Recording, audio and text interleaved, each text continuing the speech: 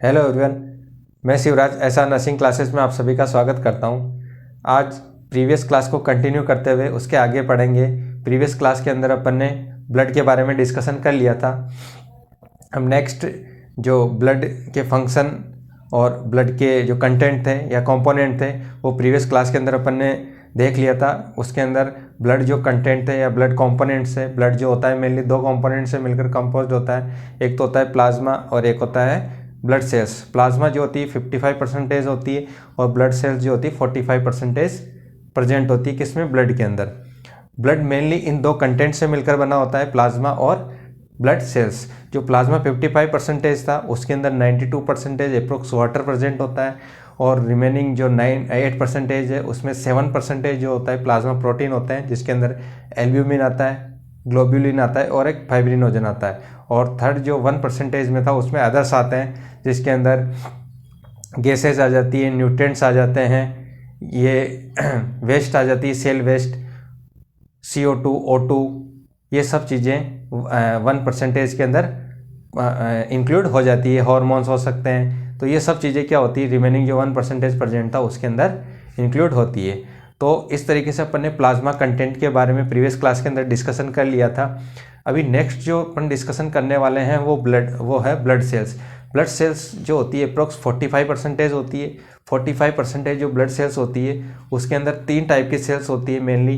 एक तो होती है RBC, जिसको आप एरिथ्रोसाइट्स या रेड ब्लड सेल्स बोलते हो। एक होती है WBC, जिसको वाइट ब्लड सेल्स या ल्यूकोसाइट्स कहते हैं। एक थर्ड वन होती है प्लेटलेट्स या थ्रोम्बोसाइट्स। तो आज अपन फर्स्ट RBC या रेड ब्लड सेल्स के बारे में डिस्कशन करेंगे कि रेड ब्लड सेल्स क्या होती है, ब्लड के अंदर इसका क्या रोल होता है और ये क्या फंक्शन ब्लड के अंदर करती है। तो रेड ब्लड सेल्स या RBC या इसको आप एरिथ्रोसाइट्स भी कह सकते हो। इसको RBC, एरिथ्रोसाइट्स या रेड ब्लड सेल्स, तीनों इसी के नाम है। तो RBC जो होती है रेड ब्लड सेल्स, जो कि मेनली जो ह्यूमन के अंदर जो नॉर्मल ब्लड जो होता है उसके अंदर इसकी जो नॉर्मल रेंज होती है और इसकी जो शेप होती है वो इसके अंदर अपन देखेंगे कि RBC जो होती है वो किस शेप की होती है और इसके अंदर नॉर्मल रेंज जो होती है वो कितनी होती है। बस देखते हैं। पहले तो अपन ने जब सेल चैप्टर के बारे में जब पढ़ा था तो सेल के अंदर जब पढ़ा था अपन ने, तो उसके अंदर अपन ने पढ़ा था कि एक जो सेल होती है बॉडी के अंदर वो होती है नॉन न्यूक्लिएटेड सेल्स होती है। कौन सी? RBC, red blood sales. RBC ही जो होती है नॉन न्यूक्लिएटेड होती है, यानी कि इसके अंदर न्यूक्लियस प्रेजेंट नहीं होता है। ये क्या होती है? नॉन न्यूक्लिएटेड होती है। कौन? RBC, red blood sales. इसके अंदर न्यूक्लियस प्रेजेंट नहीं होता है और न ही इसके अंदर साइटोप्लाज्मिक ऑर्गेनल्स प्रेजेंट होते हैं। जब सेल के बारे में पढ़ा था तो उसमें अपन ने साइटोप्लाज्मिक ऑर्गेनल्स भी पढ़े थे और न्यूक्लियस भी पढ़ा था। लेकिन रेड ब्लड सेल्स बॉडी की ऐसी सेल्स है जिसके अंदर साइटोप्लाज्मिक ऑर्गेनल्स और न्यूक्लियस प्रेजेंट नहीं होता है। और अगर न्यूक्लियस प्रेजेंट नहीं है तो इसका मतलब है कि ये सेल जो होती है डिवाइड नहीं हो सकती, क्योंकि सेल के डिवीज़न के अंदर न्यूक्लियस का बहुत बड़ा रोल होता है। तो RBC जो होती है रेड ब्लड सेल्स, वो उसके अंदर सेल डिवीज़न नहीं होता है। तो RBC कैसी सेल है? RBC, red blood sales, non nucleated होती है, इसमें न्यूक्लियस प्रेजेंट नहीं होता है। तो ये नॉन न्यूक्लिएटेड होती है। सेकंड, नंबर ऑफ RBC, जो रेड ब्लड सेल्स होती है उसकी जो संख्या होती है नंबर में, वो कितनी होती है? अप्रोक्स 4.5 to 5.5 मिलियन पर mm3। इतनी इसकी ब्लड के अंदर नॉर्मल रेंज होती है नंबर ऑफ RBC। तो ये कितनी होती है? 4.5 to 5.5 मिलियन पर mm3। लेकिन अगर इस नॉर्मल रेंज से RBC बढ़ जाए या कम हो जाए तो कुछ डिजीज़ कंडीशन डेवलप हो जाती है। वो अपन यहीं देख लेते हैं कि अगर ये इंक्रीज़ होती है या डिक्रीज़ होती है तो कौन सी डिजीज़ कंडीशन जो होती है डेवलप हो जाती है। अगर RBC की संख्या या नंबर ऑफ RBC अगर इंक्रीज़ होता है तो उस कंडीशन में एक कंडीशन डेवलप हो जाती है, उसको बोलते हैं पॉलीसाइथेमिया। पॉलीसाइथेमिया एक ऐसी कंडीशन है जिसके अंदर इंक्रीज हो जाता है RBC काउंट, जो आरबीसी काउंट है वो क्या होता है, इंक्रीज हो जाता है, बढ़ जाता है। आरबीसी काउंट अगर इंक्रीज हो जाता है तो उस कंडीशन को बोलते हैं पॉलीसाइथेमिया। क्या बोलते हैं, पॉलीसाइथेमिया। और अगर आरबीसी काउंट डिक्रीज हो जाए, इसके अपोजिट हो जाता है, अगर आरबीसी काउंट का लेवल कम हो जाता है तो उस कंडीशन को बोलते हैं एरिथ्रोसाइटोपेनिया। यानी कि इसके अंदर जो आरबीसी जो होती है वो क्या होती है, कम हो जाती है। अब देख लेते हैं कि अगर पॉलीसाइथेमिया कंडीशन डेवलप हो रही है, यानी कि इंक्रीज हो जाता है आरबीसी काउंट, तो उस कंडीशन के अंदर क्या कंडीशन डेवलप हो जाती है बॉडी के अंदर। अगर किसी पर्सन में आरबीसी काउंट बढ़ रहा है तो उस पर्सन के अंदर हार्ट अटैक और स्ट्रोक होने की पॉसिबिलिटी इंक्रीज हो जाती है। यानी कि इंक्रीज हो जाता है क्या, risk of stroke and heart attack की कंडीशन क्या हो जाएगी, बढ़ जाएगी, रिस्क बढ़ जाएगा। किसके अंदर, अगर इंक्रीज हो जाए आरबीसी काउंट। क्यों, because increased viscosity of blood, क्योंकि ब्लड की जो विस्कोसिटी है, ब्लड का जो गाढ़ापन है वो क्या होता है, बढ़ जाता है। ब्लड की विस्कोसिटी बढ़ने के कारण ब्लड क्या होता है, ब्लड वेसल्स के अंदर सही तरीके से फ्लो नहीं कर पाता है। ब्लड की विस्कोसिटी बढ़ने के कारण उसके अंदर क्या होता है, ब्लड वेसल्स में थ्रोम्बस फॉर्मेशन हो जाता है। थ्रोम्बस फॉर्मेशन होने लग जाता है, जिसकी वजह से क्या होता है, थ्रोम्बस फॉर्मेशन होने लग जाता है, या फिर क्लॉट फॉर्मेशन होने लग जाता है। थ्रोम्बस फॉर्मेशन हो जाएगा या फिर क्लॉट फॉर्मेशन होने लग जाएगा, जिसकी वजह से ब्लड सर्कुलेशन में या ब्लड वेसल्स में सही तरीके से फ्लो नहीं हो पाता है, और फ्लो नहीं होने के कारण से प्रॉपर ऑर्गन्स को मिलने वाली सप्लाई या ऑर्गन्स को मिलने वाला ब्लड प्रॉपर नहीं मिल पाता है, और अटैक की कंडीशन डेवलप हो जाती है। स्ट्रोक मतलब जो ब्रेन को मिलने वाली सप्लाई है वो कंडीशन क्या होगी, ब्रेन को जो सप्लाई कर रही है जो आर्टरी, उनके अंदर थ्रोम्बस फॉर्मेशन हो जाएगा उनकी विस्कोसिटी बढ़ने के कारण, जिसकी वजह से स्ट्रोक होने की संभावना बढ़ जाएगी। स्ट्रोक हो जाएगा तो ऑर्गन्स जो होते हैं ब्रेन के अंदर स्ट्रोक होने के कारण सीवियर कंडीशन डेवलप हो जाएगी, जिसकी वजह से पैरालिसिस हो सकता है। ऑर्गन्स जो होते हैं बॉडी के सही तरीके से फंक्शन जो करना है वो बंद कर देते हैं, प्रॉपर फंक्शन नहीं कर पाएंगे। तो ब्रेन से रिलेटेड जो भी कंडीशन है, ब्रेन से रिलेटेड बॉडी के अंदर जितने भी फंक्शन हो रहे हैं, जो कंट्रोल कर रहा है ब्रेन, जो कि पूरा कंट्रोलर होता है, बॉडी का नर्वस सिस्टम होता है जो ब्रेन कंट्रोल करता है, उसके अंदर सप्लाई नहीं होने के कारण से जो पेशेंट है उसको कई सारी जो सिम्टम्स जो होते हैं, कई सारे साइंस सिम्टम्स जो होते हैं बॉडी के अंदर डेवलप होने लग जाएंगे। तो स्ट्रोक जो होता है, ब्रेन को सही सप्लाई नहीं मिल पाने के कारण जो सेरेब्रम की जो ब्रेन की जो होती है वो ब्लड सप्लाई वो कम हो जाएगी या प्रॉपर नहीं मिल पाएगी। ठीक उसी तरीके से हार्ट अटैक की कंडीशन डेवलप हो जाएगी, यानी कि हार्ट को प्रॉपर ब्लड सप्लाई ही नहीं मिल पाएगी। तो स्ट्रोक हो सकता है, हार्ट अटैक की कंडीशन हो सकती है। ये क्यों हो रहा है, क्योंकि ब्लड की विस्कोसिटी बढ़ गई, क्योंकि उसके अंदर RBC count, red blood cells जो काउंट है वो बढ़ गया, जिसकी वजह से ब्लड क्या हो गया, गाढ़ा हो गया, और वो गाढ़ा होकर क्या करने लगे, क्लॉट फॉर्मेशन होने लग गया। उसमें विस्कोसिटी बढ़ने के कारण थ्रोम्बस फॉर्मेशन होने लग गया, जिसकी वजह से सप्लाई ऑर्गन्स को प्रॉपर नहीं मिल पा रही है, और अटैक की कंडीशन जो होती है वो डेवलप होने लग जाती है। तो इसलिए पॉलीसाइथेमिया कंडीशन हो सकती है इसके अंदर आरबीसी काउंट बढ़ने के कारण। और इसके अपोजिट अगर बात करें तो एरिथ्रोसाइटोपेनिया हो जाता है, जिसके अंदर आरबीसी काउंट क्या होगा, वो क्या होगा, डिक्रीज हो जाएगा। और एरिथ्रोसाइटोपेनिया की कंडीशन डेवलप हो जाएगी तो जाहिर सी बात है इसके अंदर आरबीसी काउंट कम होगा। आरबीसी काउंट कम होगा तो यानी कि मतलब एनीमिया कंडीशन डेवलप हो जाएगी। क्या होगा, आरबीसी काउंट कम होगा तो एनीमिया कंडीशन इसके अंदर डेवलप हो जाएगी। और एनीमिया कंडीशन डेवलप हो जाएगी यानी कि आरबीसी काउंट कम है, ब्लड सेल्स कम है, तो पूरी तरीके से ब्लड सप्लाई जो होती है ऑर्गन को इसके अंदर भी नहीं मिल पाती है। ठीक है, यानी कि एनीमिया है तो डिक्रीज हो जाएगी O2 सप्लाई, किसको, ऑर्गन्स को। Decrease O2 supply to tissue या सेल। टिश्यू या सेल को मिलने वाली ऑक्सीजन सप्लाई क्या होगी, कम हो जाएगी, और इस कंडीशन में भी जो ऑर्गन होंगे वो प्रॉपर फंक्शन नहीं कर पाएंगे। तो ये दो कंडीशन जो होती है वो डेवलप हो सकती है किसके अंदर, अगर आरबीसी काउंट ज़्यादा हो जाए और कम हो जाए। तो ये चीज़ आपको याद रखनी है कि नॉर्मल रेंज में आरबीसी होनी चाहिए, उसकी रेंज 4.5 टू 5.5 मिलियन mm³ है। अगर बढ़ जाए कंडीशन ये आरबीसी काउंट तो पॉलीसाइथेमिया, और डिक्रीज हो जाए तो एरिथ्रोसाइटोपेनिया कंडीशन डेवलप हो जाती है। ये याद रखना, पॉली इंडिकेट करता है इंक्रीज होने को।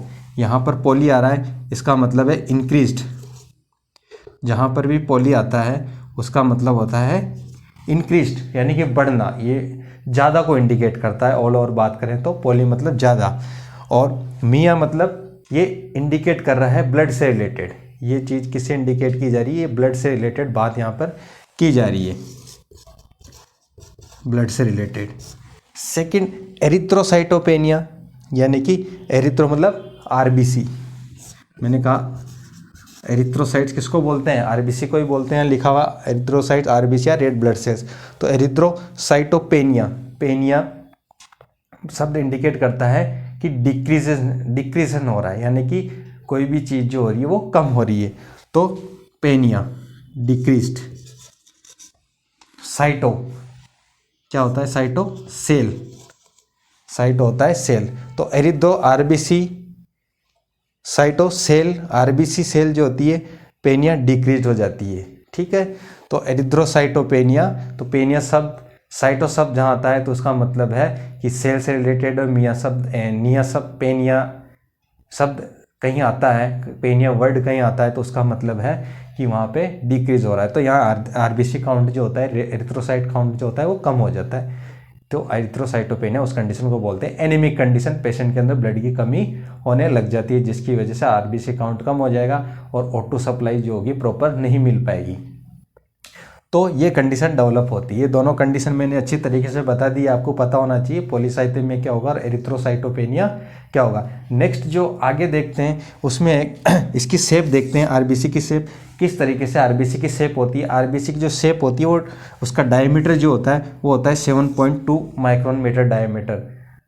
आरबीसी का जो डायमीटर होगा 7.2 micron metre diameter, sorry size देख रहे हैं, शेप नीचे आएगी 7.2 माइक्रोन मीटर डायमीटर। और अगर इसकी थिकनेस की बात करें तो 2 माइक्रोन मीटर इसकी थिकनेस होती है।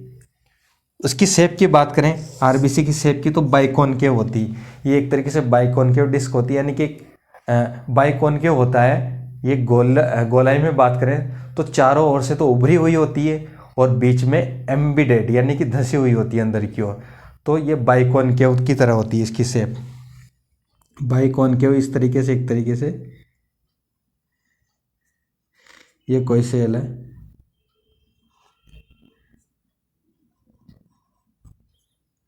तो इसके अंदर ये चारों ओर गोलाई में उभरा हुआ है। ये जो है ये पार्ट ये उभरा हुआ है और अंदर वाला जो पार्ट है अंदर धंसा हुआ है। तो बाइकॉनकेव जो होती है वो इसकी डिस्क होती है, यानी कि बाइकॉनकेव इसकी शेप होती है। तो आरबीसी बाइकॉनकेव शेप होती है। आगे नेक्स्ट है हिमेटोक्रिट। हिमेटोक्रिट क्या होता है, पीसीवी पैक्ड सेल वॉल्यूम, इसको क्या बोलते हैं, पैक्ड सेल वॉल्यूम। ये क्वेश्चन भी कई बार पूछ लिया जाता है कि पैक्ड सेल वॉल्यूम या हिमेटोक्रिट क्या होता है। हिमेटोक्रिट क्या कंडीशन होती है, क्या चीज़ शो करती है, percentage of total blood volume, यानी कि टोटल ब्लड वॉल्यूम का परसेंटेज है ये, percentage of total blood volume occupied by RBC.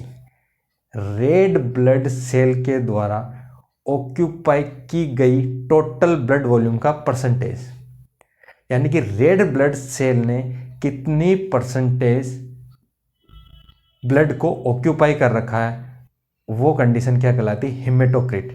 यानी कि ऑल ओवर बात करें तो होल ब्लड के अंदर आरबीसी कितने परसेंटेज है, वो कंडीशन क्या कहलाएगी, हिमेटोक्रिट या पीसीवी या पैक्ड सेल वॉल्यूम जिसको बोलते हैं।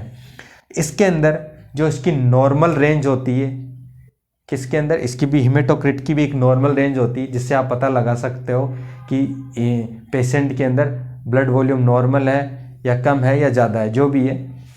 तो इसके अंदर हिमेटोक्रिट की नॉर्मल जो रेंज होती है वो क्या होती है, हिमेटोक्रिट की जो नॉर्मल रेंज होती है वो होती है, यहाँ लिख देता हूँ मैं, हिमेटोक्रिट नॉर्मल रेंज, हिमेटोक्रिट इसकी जो नॉर्मल रेंज होगी,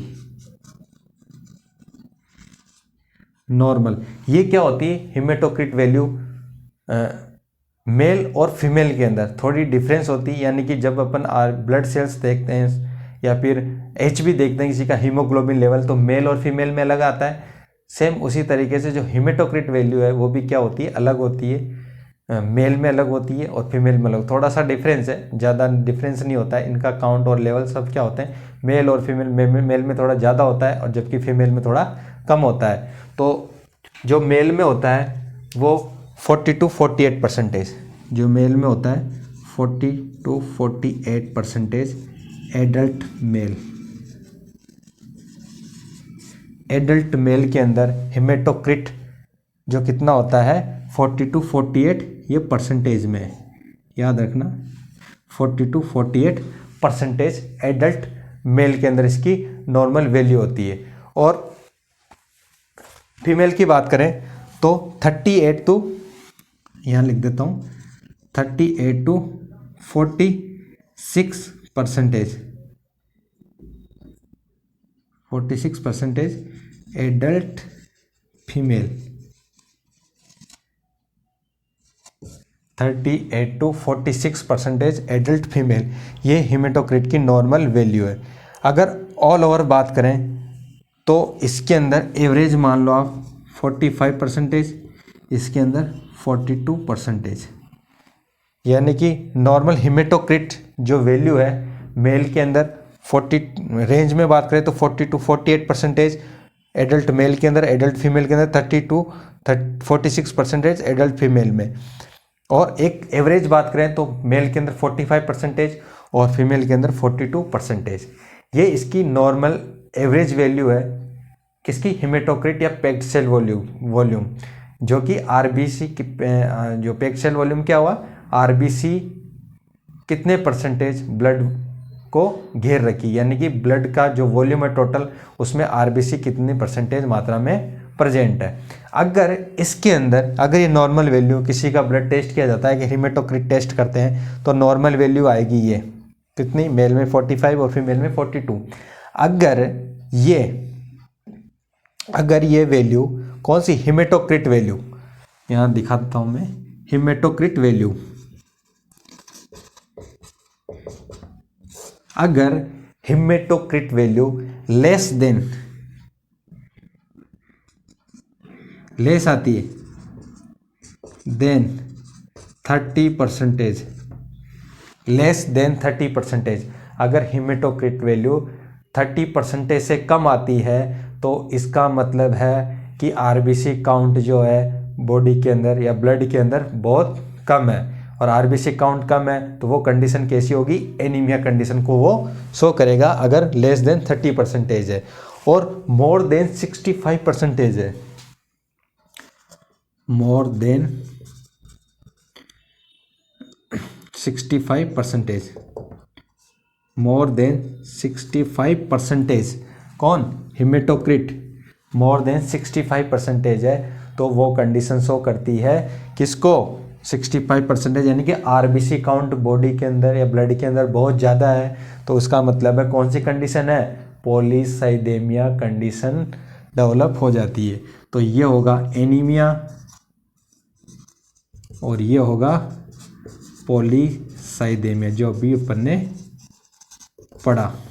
तो अगर मोर देन 65% है पॉलीसाइदेमिया और लेस देन 30% है तो एनीमिया। तो हिमेटोक्रिट परसेंटेज देखकर भी अपन पता लगा सकते हैं कि आरबीसी काउंट बॉडी के अंदर कितना है। जैसे अपन ने यहाँ नॉर्मल रेंज थी ये, और तो हिमेटोक्रिट क्या होता है परसेंटेज में देख रहे हैं अपन, ये नॉर्मल काउंट सीधा सा इसके अंदर लिखा हुआ है। तो ये क्या होता है, हिमेटोक्रिट वैल्यू होती है। ये एग्जाम के अंदर इंपॉर्टेंट है, हिमेटोक्रिट वैल्यू और पैक्ड सेल वॉल्यूम पूछ ली जाती है।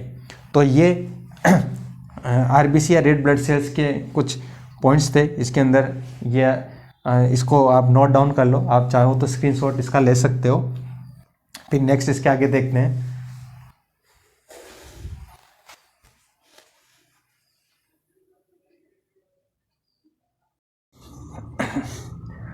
नेक्स्ट देखते हैं आगे हीमोग्लोबिन के बारे में देखते हैं, जिसको HB शॉर्ट में आप HB बोलते हो, हीमोग्लोबिन या HB। हीमोग्लोबिन जो होता है वो RBC जो अपन पढ़ रहे हैं, रेड ब्लड सेल्स, उसके साइटोप्लाज्म में प्रेजेंट कंटेंट है। किसके? RBC के साइटोप्लाज्म में क्या प्रेजेंट होता है? हीमोग्लोबिन, HB जिसको बोलते हैं। Cytoplasm of RBC contain HB, यानी कि HB कहाँ प्रेजेंट होगा? RBC के साइटोप्लाज्म में। जो RBC होती है उसके अंदर लगभग 280 मिलियन मॉलिक्यूल्स होते हैं। किसके? HB के। Approx 280 million molecules of HB each RBC, यानी कि पर RBC की बात हो रही है यहाँ पे। एक RBC कितने मॉलिक्यूल्स कंटेन करती है HB के? 280 मिलियंस मॉलिक्यूल्स, यानी कि ईच RBC। अब जितनी RBC होगी उसका डबल हो जाएगा, ट्रिपल होगा, जो भी है। तो एक RBC की ये वैल्यू है जो कि HB मॉलिक्यूल को कैरी करती है। उसके बाद में जो ईच HB है, ये तो RBC था जो कि HB के मॉलिक्यूल के लिए कैरी कर रहा था, जो कि 280 मिलियंस मॉलिक्यूल्स है।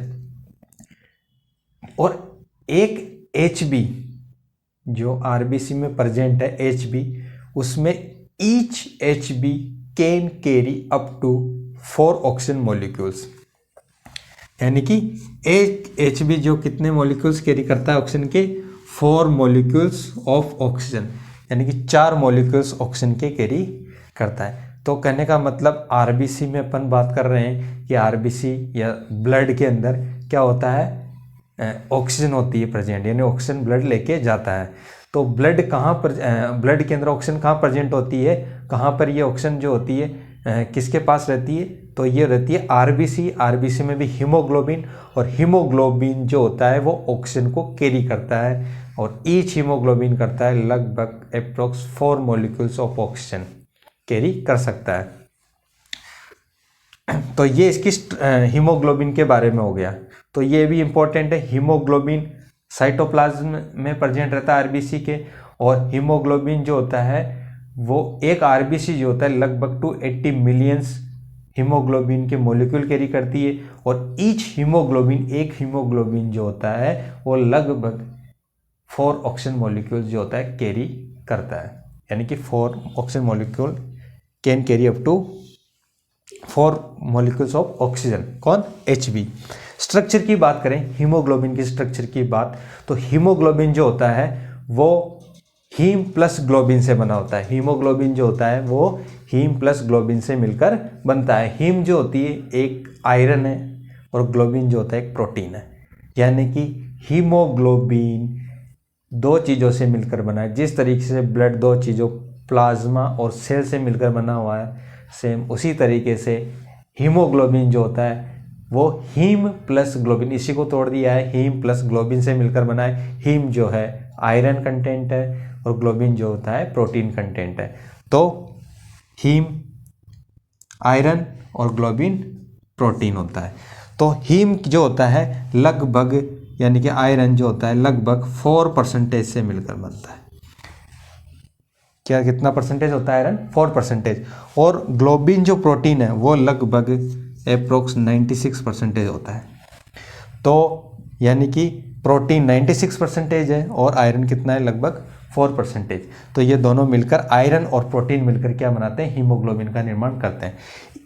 प्रोटीन की 4 मॉलिक्यूल्स जो होते हैं वो प्रेजेंट होते हैं ग्लोबिन में, और ऐसे ही आयरन्स के कितने मॉलिक्यूल्स होते हैं? 4।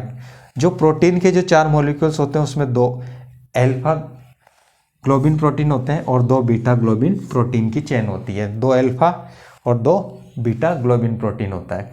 तो ये अपन ने बात करी है स्ट्रक्चर की। हीमोग्लोबिन की जो स्ट्रक्चर होती है, सीधा सा इजी फंड है, सीधा सा पढ़ना है कि जो हीमोग्लोबिन होता है हीम प्लस ग्लोबिन से बनता है, यानी कि हीम 4% है जो कि आयरन से कंपोज्ड है, और ग्लोबिन जो होता है 96% है जो कि ग्लोबिन प्रोटीन होता है, उसमें 2 अल्फा चेन होती है और 2 बीटा जो होता है ग्लोबिन प्रोटीन होता है।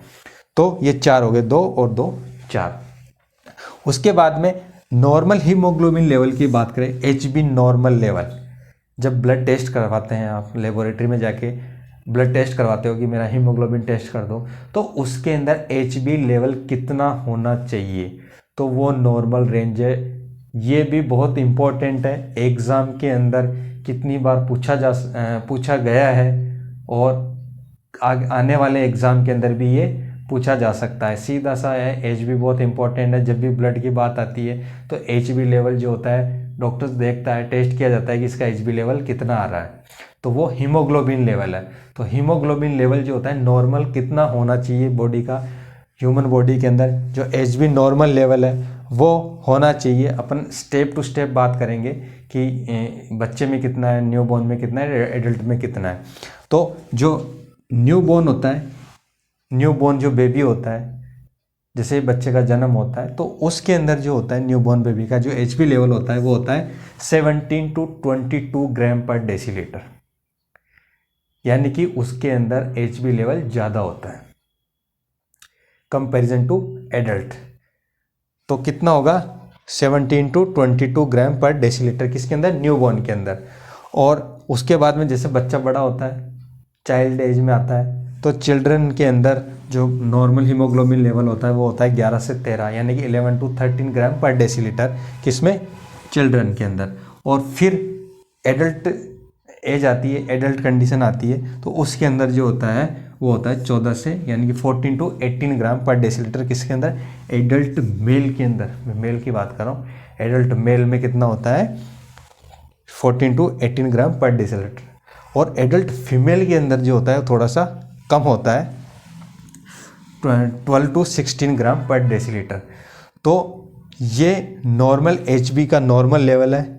ये बच्चे में भी पूछा जा सकता है, नॉर्मली जो होता है एडल्ट का वो भी पूछ सकते हैं एग्जाम के अंदर। तो ये नॉर्मल जो होता है ये इस HB का जो लेवल है वो ह्यूमन जो बॉडी के अंदर होता है वो ये नॉर्मल वैल्यू प्रेजेंट होती है। तो इससे कम या ज़्यादा आता है तो वही कंडीशन कि HB ज़्यादा आ रहा है तो हो सकता है RBC काउंट ज़्यादा है, HB कम आ रहा है तो हो सकता है RBC काउंट कम है। अगर RBC कम है तो RBC HB को लेकर चलती है, तो इससे भी अपन वो कंडीशन का पता लगा सकते हैं जो अपन ने पहले पढ़ी, पॉलीसाइथेमिया और एरिथ्रोसाइटोपेनिया। तो इस HB से एनीमिक आदमी के अंदर ब्लड की कमी है या ब्लड ज़्यादा है तो वो अपन पता लगा सकते हैं नॉर्मल HB के नॉर्मल लेवल जानकर। तो ये HB का नॉर्मल लेवल होता है। उसके बाद में यहाँ मैंने लिखा है कि लाइफ स्पान ऑफ RBC, जो रेड ब्लड सेल्स होती है RBC, उसकी जो नॉर्मल लाइफ स्पान कितने, यानी कि वो कितने दिन बॉडी के अंदर जीवित रहती है, उसकी जो लाइफ स्पान होती है वो होती है अप्रोक्स 120 डेज। कितनी होती है 120 डेज बाद में RBC जो होती है डिस्ट्रॉय हो जाती है, उसका डिस्ट्रक्शन होने लग जाता है आफ्टर 120 डेज। तो ये 120 दिन तक बॉडी के अंदर जीवित रहती है। कौन, red blood cell. Red blood cells जो होती है उसके बाद में डिस्ट्रॉय हो जाती है। जो रेड ब्लड सेल्स का जो होता है आफ्टर 120 डेज क्या होता है, after 120 days, after 120 days break down of RBC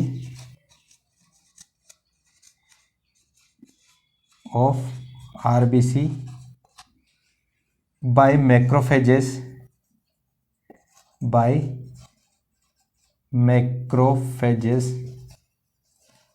in spleen। यानी कि मैंने एक लाइन लिखी है 120 दिन तक जीवित रहती है। 120 दिन बाद क्या होता है, after 120 days break down of RBC by macrophages in spleen. Macrophages जो होती है, जो जिसको बोलते हैं नॉर्मली भक्षक जो सेल्स होती है वो जो होती है मैक्रोफेजेस, वो क्या होती है स्प्लीन के अंदर किसको डिस्ट्रक्ट कर देती है, किसको तोड़ देती है, डिस्ट्रक्शन कर देती है इसका, ठीक है, ख़त्म करने लग जाती है किसको, रेड ब्लड सेल्स को। किसके अंदर, स्प्लीन के अंदर। इसके अंदर एक स्प्लीन में रेटिकुलो एंडोथेलियल सेल्स होती है, रेटिकुलो एंडोथेलियल सिस्टम होता है, रेटिकुलो एंडोथेलियल सेल्स। यहाँ पर मैक्रोफेजेस प्रोसेस के द्वारा क्या होता है, स्प्लीन के अंदर RBC को ब्रेक डाउन कर दिया जाता है, यानी कि RBC का डिस्ट्रक्शन कर दिया जाता है। किसके द्वारा, स्प्लीन के द्वारा। तो ये कहाँ पर हो रही है प्रोसेस? स्प्लीन के अंदर हो रही है। तो आरबीसी जो होती है आफ्टर 120 डेज कहाँ पर डिस्ट्रक्ट होती है? स्प्लीन के अंदर, by macrophages process in reticulo endothelial system या एंडोथेलियल सेल्स। ठीक है, इसको इसीलिए जो स्प्लीन है उसको ग्रेवयार्ड ऑफ आरबीसी बोलते हैं। स्प्लीन को क्या बोलते हैं? स्प्लीन को ग्रेव यार्ड ऑफ आरबीसी। किसको कहा जाता है? स्प्लीन को ग्रेवयार्ड ऑफ आरबीसी। किसको कहते हैं? स्प्लीन को। क्योंकि यहाँ पर क्या हो रहा है? ग्रेवयार्ड मतलब क्या होता है? कब्रिस्तान। यहाँ कब्र बना दी जाती है किसकी? रेड ब्लड सेल्स की। तो कब्रिस्तान of RBC that is spleen. क्योंकि स्प्लीन, कब्र कहाँ बन रही है? स्प्लीन के अंदर बनी है, तो इसको ग्रेवयार्ड ऑफ आरबीसी कहते हैं। किसको? स्प्लीन को कहते हैं ग्रेवयार्ड ऑफ आरबीसी। तो आफ्टर 120 डेज स्प्लीन के अंदर आरबीसी जो होती है डिस्ट्रॉय होने लग जाती है। इसको बोलते हैं डिस्ट्रक्शन होता है, उसको बोलते हैं हीमोलाइसिस। क्या बोलते हैं? हीमोलाइसिस। यही लिख देता हूँ मैं, ये कुछ पॉइंट्स है, आप इनको नोट डाउन कर लीजिए। Destruction of RBC, destruction of RBC, इसके अंदर इसको बोलते हैं हीमोलाइसिस। जब आरबीसी टूटती है तो उसको बोलेंगे हीमोलाइसिस। तो डिस्ट्रक्शन ऑफ आरबीसी होता है। ठीक है, डिस्ट्रक्शन ऑफ आरबीसी। तो ये इसकी लाइफ स्पान हो गई, ये इसका डिस्ट्रक्शन हो गया कि आरबीसी कहाँ डिस्ट्रक्ट होती है। उसके बाद में एक पॉइंट मैंने और लिखा है इसमें, जो आरबीसी होती है उसके अंदर हीमोग्लोबिन जो होता है, हीमोग्लोबिन के अंदर एक तो होता है हीम प्लस ग्लोबिन यानी कि आयरन और प्रोटीन। इसमें एक कंटेंट और प्रेजेंट होता है हीमोग्लोबिन पर, वो होता है पोरफायरिन। कौन सा प्रेजेंट होता है? पोरफायरिन एक पिगमेंट होता है, पोरफायरिन। पोरफायरिन पिगमेंट प्रेजेंट रहता है किस पे? एचबी पे। एचबी में पोरफायरिन नामक एक पिगमेंट होता है जो कि रेड कलर देता है किसको? आरबीसी को। अपन जब ब्लड निकलता है तो रेड कलर की ब्लीडिंग होती है। अपन ने प्रीवियस क्लास में पढ़ा था कि ब्लड जो होता है कलर उसका वो रेड होता है। रेड कलर होता है किसके कारण से? मेनली ब्लड का कलर रेड होता है किसके कारण से? रेड ब्लड सेल्स के कारण से। और जो रेड ब्लड सेल्स होती है, इसका नाम ही रेड ब्लड सेल्स है, तो इसका जो रेड कलर है वो किस कारण से है? क्योंकि इसके अंदर प्रेजेंट एचबी जो है, वो एचबी के अंदर भी प्रेजेंट एक पिगमेंट है पोरफायरिन, उसके कारण से आरबीसी का कलर क्या होता है? रेड होता है। तो यहाँ लिखा है RBC, red colour of RBC due to presence of porphyrin pigment on HB. यानी कि कभी आ जाए एग्जाम के अंदर क्वेश्चंस पूछ लिया जाए कि रेड ब्लड जो होता है वो रेड क्यों है? क्योंकि एचबी के अंदर प्रेजेंट पिगमेंट है एक पोरफायरिन, जिसके कारण से ब्लड का कलर जो होता है वो रेड होता है। सीधा सा इसका ये आंसर है। तो ये जो होता है आप इसको स्क्रीनशॉट लेके रख लो, इसको नोट डाउन कर लो, ताकि ये जो पॉइंट है आप लिख सको इनको। फिर इसके आगे नेक्स्ट देखते हैं।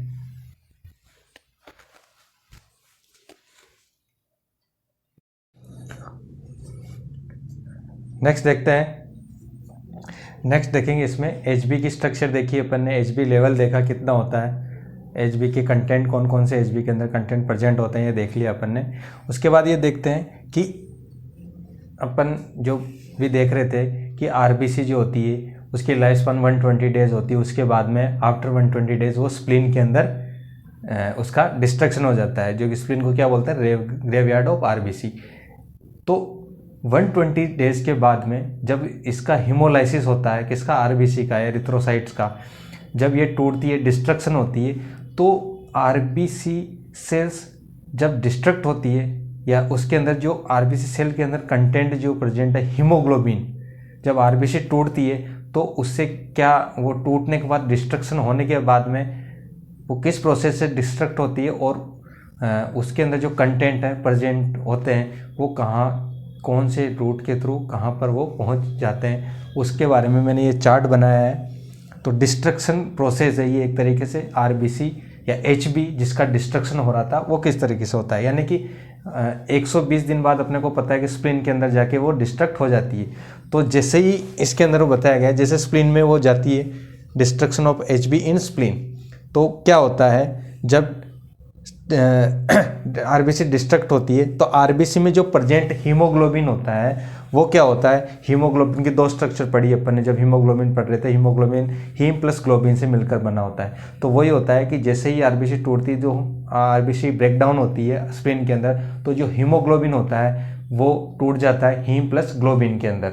हीम प्लस ग्लोबिन में टूटता है, हीम इधर आ जाता है, ग्लोबिन ये रहा, हीम आयरन है और ग्लोबिन प्रोटीन है।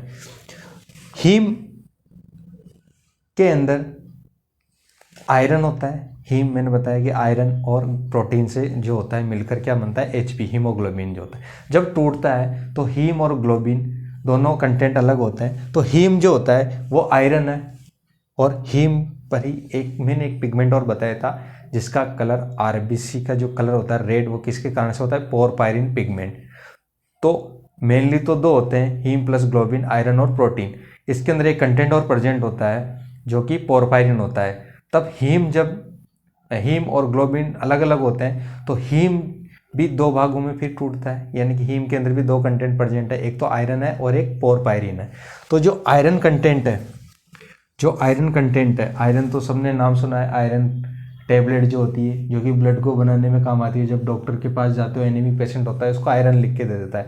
तो आयरन क्या काम करता है, HB फॉर्मेशन या ब्लड फॉर्मेशन में उसका रोल होता है, किसका, आयरन का। तो हीम जो होता है वो दो भाग में बढ़ जाता है, एक तो आयरन और एक होता है पोरपायरिन। यानी हीम में दो होते हैं, आयरन होता है और पोरपायरिन पिगमेंट होता है। तो आयरन जो होता है वो हीमोग्लोबिन के फॉर्मेशन में काम आता है, यानी कि जब आयरन अलग निकलेगा तो reuse for new HB formation. HB से आयरन टूटेगा और पोरपायरिन पिगमेंट अलग होगा। तो आयरन तो क्या होता है, वो नए HB फॉर्मेशन में जब नई RBC बनेगी या नया HB बनेगा तो उसमें काम आ जाएगा, ये बॉडी के अंदर ही रहेगा।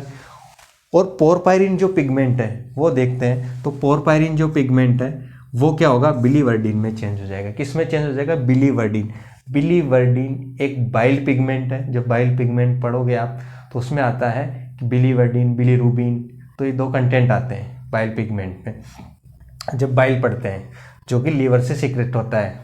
ठीक है, तो जब जो पोरपायरिन होता है वो बिलीवर्डिन में चेंज हो जाएगा, और बिलीवर्डिन जो होता है बाइल पिगमेंट होता है, और ये क्या होता है, ग्रीन कलर पिगमेंट होता है। कौन सा कलर होता है, बिलीवर्डिन का ग्रीन कलर पिगमेंट। तो बिलीवर्डिन में चेंज हो जाएगा कौन, पोरपायरिन बिलीवर्डिन में चेंज होगा, और बिलीवर्डिन बिलीरुबिन में चेंज हो जाएगा। ये नाम कॉमन है, आपने सुना होगा, बिलीरुबिन लेवल बढ़ गया, यानी कि ये क्या है, एक तरीके से येलो पिगमेंट है। ये किससे बना है, बिलीवर्डिन से ही बना है। तो बिलीवर्डिन बिलीरुबिन में कन्वर्ट हो जाता है, और बिलीरुबिन येलो कलर पिगमेंट होता है। जब बिलीरुबिन का लेवल बहुत ज़्यादा बढ़ जाता है बॉडी के अंदर, तो उस कंडीशन के अंदर पीलिया की कंडीशन डेवलप हो जाती है। जब बिलीरुबिन लेवल देखते हैं तो बिलीरुबिन बढ़ा हुआ आता है तो जॉन्डिस हो जाता है, जिसको आप बोलते हो जॉन्डिस, पीलिया हो जाता है। ठीक है, तो बिलीरुबिन लेवल क्या, जो बिलीवर्डिन है वो क्या हो जाएगा, बिलीरुबिन में चेंज हो जाएगा। बिलीरुबिन जो होगा किससे अटैच हो जाएगा, एल्ब्यूमिन प्रोटीन से अटैच होगा, और एल्ब्यूमिन प्रोटीन से अटैच होगा तो वो जो कंडीशन होगी, वो जो स्टेट होगी उस टाइम, वो कहलाएगी अनकॉन्जुगेटेड बिलीरुबिन। कौन सा बिलीरुबिन होगा, ये बिलीरुबिन प्रोटीन से अटैच हुआ एल्ब्यूमिन प्रोटीन से, तो वो कौन सा हो गया, अनकॉन्जुगेटेड बिलीरुबिन। यानी कि ये है अनकॉन्जुगेटेड, वो कंडीशन है जो वाटर में सोल्यूबल नहीं है, यानी कि यह बाहर अगर इसको आउट करना है तो वाटर सोल्यूबल होना पड़ेगा। तो अनकॉन्जुगेटेड बिलीरुबिन हो जाएगा। अनकॉन्जुगेटेड बिलीरुबिन जो होगा वो कहाँ जाएगा, लीवर में। ये प्रोसेस चल रही है। बिलीरुबिन से कौन अटैच हुआ, एल्ब्यूमिन अटैच हुआ, और एल्ब्यूमिन जो है वो बिलीरुबिन प्रोटीन एल्ब्यूमिन प्रोटीन से अटैच हुआ, जो कि अनकॉन्जुगेटेड बिलीरुबिन बनाया उसने। ये कहाँ गया, लीवर के अंदर एंटर किया इसने, और लीवर में एंटर करने के बाद में क्या हुआ, प्रोटीन अलग हो गया, और ये किससे अटैच हो गया, ग्लूकोरोनिक एसिड से। यानी कि ये बिलीरुबिन यानी कि अनकॉन्जुकेटेड बिलीरुबिन लीवर में एंटर किया इसने, और लीवर में जाने के बाद आफ्टर एंटरिंग इनटू लीवर, यहाँ पर है after enter into liver, liver में एंटर करने के बाद में जो प्रोटीन यहाँ पे थी वो रिमूव हो जाती है और अटैच हो जाता है कौन, ग्लूकोरोनिक एसिड, कहाँ पर, लीवर में। अब उस कंडीशन को बोलेंगे अनकॉन्जुकेटेड बिलीरुबिन। अब ये क्या हो गया, वाटर सोल्यूबल हो गया, वाटर सोल्यूबल बिलीरुबिन। कॉन्जुकेटेड मतलब वाटर सोल्यूबल बिलीरुबिन, अनकॉन्जुकेटेड था तब ये वाटर सोल्यूबल नहीं था, यहाँ पर क्या हो गया, वाटर सोल्यूबल बिलीरुबिन हो गया। ये मतलब वाटर के साथ बाहर जा सकता है ये। तो अनकॉन्जुकेटेड से कॉन्जुकेटेड बिलीरुबिन में चेंज हो गया, कहने का मतलब अनकॉन्जुकेटेड से किस में चेंज हो गया, कॉन्जुकेटेड के अंदर, कहाँ पर, लीवर में। ठीक है, उसके बाद में बाइल के थ्रू जो वाटर सोल्यूबल बिलीरुबिन बना या कॉन्जुकेटेड बिलीरुबिन बना, वो बाइल के थ्रू कहाँ एंटर कर जाता है, इंटेस्टाइन में। Through bile bilirubin enters into intestine, तो वो कहाँ पे एंटर कर जाएगा, बिलीरुबिन इंटेस्टाइन में चला जाएगा, और इंटेस्टाइन में वो कन्वर्ट हो जाएगा यूरोबिलिनोजन। किस में कन्वर्ट हो जाता है, urobilinogen bye bacterial action. Intestine में बैक्टीरियल एक्शन होते हैं, बैक्टीरियल जो होती प्रोसेस होती है, तो उसके थ्रू, बैक्टीरियल एक्शन के थ्रू किस में चेंज हो जाएगा ये, urobilinogen, converted into urobilinogen bye bacterial action, किस में, इंटेस्टाइन के अंदर। और इंटेस्टाइन में जब ये यूरोबिलिनोजन में चेंज हुआ तो यहाँ से जो यूरोबिलिनोजन है वो दो जगह से बाहर आउट होता है बॉडी से। पहला, कुछ जो होता है यूरोबिलिनोजन वो वापस से रीएब्जॉर्ब हो जाता है इंटेस्टाइन से ही, वापस से ब्लड कैपिलरीज के थ्रू रीएब्जॉर्ब होकर बॉडी में चला जाता है, ब्लड सर्कुलेशन में चला जाता है, और कुछ जो होता है यूरोबिलिन में कन्वर्ट हो जाता है। किस में कन्वर्ट हो जाता है, यूरोबिलिन में कन्वर्ट हो जाता है, और वो यूरिन के थ्रू कहाँ पर, बाहर आउट कर दिया जाता है। यानी कि यूरिन के थ्रू कहाँ हो जाता है, यूरिन में कंटेंट होता है यूरोबिलिन, जो कि यूरिन के थ्रू कहाँ कर दिया जाता है, बाहर एक्सक्रीट कर दिया जाता है। तो ये वाटर के यूरिन के थ्रू बाहर निकला कौन, यूरोबिलिन में कन्वर्ट होकर, और ये एक पार्ट था जो मोस्ट ऑफ जो रिमूव्ड होता है वो फीकल मैटर से रिमूव्ड होता है। ठीक है, in form of stercobilin. Intestine में यहाँ तक पता है, इंटेस्टाइन में पहुँचा, कॉन्जुकेटेड बिलीरुबिन था। ठीक है, कॉन्जुकेटेड बिलीरुबिन इंटेस्टाइन में पहुँचते ही यूरोबिलिनोजन में चेंज हो गया, और यूरोबिलिनोजन जो होता है वो यूरोबिलिनोजन कुछ तो होता है रीएब्जॉर्ब हो जाता है वापस से ब्लड स्ट्रीम के अंदर, और कुछ जो होता है यूरोबिलिनोजन से यूरोबिलिन में कन्वर्ट होकर यूरिन के थ्रू बाहर एक्सक्रीट हो जाता है। और इधर सेकंड देखें, एक तो यूरिन के थ्रू हो गया एक्सक्रीट, और सेकंड इधर एक स्टर्कोबिलिन की फॉर्म में, यानी कि यूरोबिलिनोजन किस में चेंज हो गया, स्टर्कोबिलिन। ठीक है, इस फॉर्म में चेंज होकर फीकल मैटर के थ्रू बाहर आउट कर दिया जाता है। यानी कि जब स्टूल पास आउट करते हो तो स्टूल कंटेंट जो होता है उसके अंदर भी कुछ कंटेंट होते हैं, यानी स्टूल जो होता है उसके अंदर कुछ कंटेंट होते हैं जिसमें स्टर्कोबिलिन भी होता है। वो स्टर्कोबिलिन बिलीरुबिन से ही मिलकर, यानी बिलीरुबिन ही कन्वर्ट होकर बनता है। तो स्टर्कोबिलिन की फॉर्म में कहाँ पर एक्सक्रीट कर दिया जाता है, फीकल मैटर के थ्रू बाहर, स्टूल से आउट, स्टूल के थ्रू आउट कर दिया जाएगा। स्टर्कोबिलिन ही ब्राउन कलर देता है किसको, स्टूल को, ब्राउन कलर ऑफ स्टूल।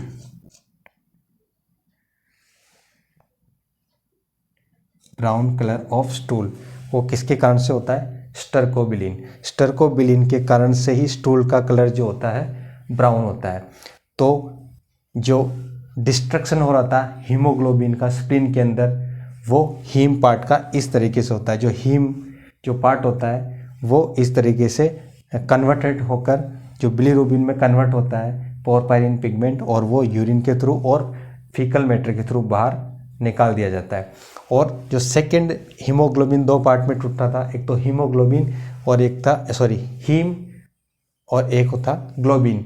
जो ग्लोबिन पार्ट है वो किस में चेंज हो जाता है, एमाइनो एसिड्स में चेंज हो जाता है। और जो एमाइनो एसिड्स क्या होती है, एक प्रोटीन ही है और ये क्या करता है, न्यू प्रोटीन सिंथेसिस में वापस से यूज़ आ जाता है।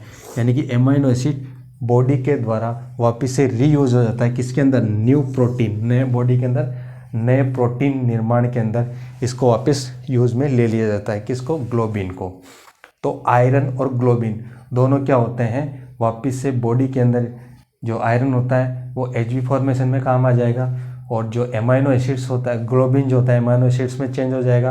और एमाइनो एसिड्स प्रोटीन की सबसे छोटी इकाई है, सबसे छोटी यूनिट है, जिससे जो क्या होता है एमाइनो एसिड से ही क्या बनते हैं, प्रोटीन।